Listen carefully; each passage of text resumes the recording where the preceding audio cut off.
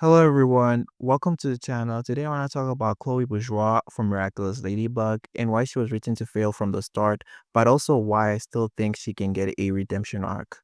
Now, Chloe is one of the show's main characters, but unlike most, she never really changes. While other characters get development, Chloe stays the same or gets worse. But was this planned from the beginning, or was she ever meant to change? A lot of people think season 2 was setting her up for redemption because she became Queen Bee and helped Ladybug a few times and even shows moments of being nicer, but the idea falls apart when you realize the creator never planned for her to grow. And to be honest, it's kind of strange, right? I mean, why give her all these moments if she was always going to stay the same? It makes it seem like the show was leading somewhere with her character, only to throw it all away later. I feel like Thomas Astrick, the show's creator, always intended for Chloe to face the consequences for her action, but the problem is that barely ever happens in the actual show. Like, think about it for a second. If the goal was for Chloe to be a terrible person who never changes, why did the show bother giving her a heroic arc at all if the writers wanted to make her a true villain? They could have done it way earlier instead of making it look like she was trying to change or improve. This is my own headcanon of what happened when they were writing Chloe's character. It goes something like, hey, let's turn this bad guy into a good guy so we can turn him back into a bad guy and then say it was unrealistic for them to be a good guy to begin with. Okay, let me be fair to the creators and let me see Chloe's track record and let's go over what Chloe has actually done. She bullies Marinette, making her life miserable since day one. She takes credit for other people's work. She manipulates her dad, the mayor, to get whatever she wants. She constantly puts Paris in danger by causing acclimatizations.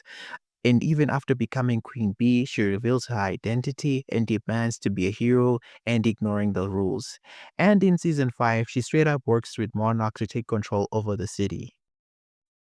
Yikes, it's not looking too good. Now, the big thing to remember is Chloe almost never faces real consequences for what she does. She always gets away with bullying, her father constantly gives her what she wants, and even after she betrays Ladybug, she acts like nothing happened. And this is where the author comes in. I feel like the creators wanted Chloe to eventually face the results of her action, but that doesn't really happen until the very end of season 5. Up until then, the show lets her do whatever she wants, and when she finally does lose everything, it feels less like a natural conclusion and more like the writers forcing it. Now, even though I do feel like the show is trying to make characters face consequences for their actions, I still believe Chloe could still get a redemption arc. The thing is, this is a kids show, and I don't think it's a good idea to push the idea that a 14-year-old can't change. Chloe's actions come from years of neglect and harm, especially with her mom being absent and her father always giving her whatever she wants. At 14, she's still young enough to change, and if a kid doesn't get proper support, that doesn't mean they're stuck being the same forever.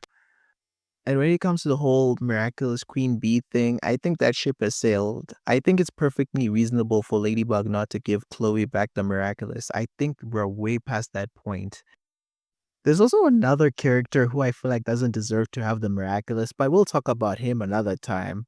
But I do believe that Chloe can still be redeemed as a character. She has the potential to find joy and happiness and become a better person. So this goes back to, will it be fair if Chloe gets a redemption arc after everything she's done? Or will it be an asshole? Some fans think keeping her as a villain makes sense because Chloe was always selfish and never really tried to change. Others feel like she was forced into failure even when she had chances to be better. So, in a way, Chloe was doomed from the start. Creators designed characters with a specific purpose, and hers was to always fail. She follows a classic bully trope: torment others, lose friends, and end up with nothing.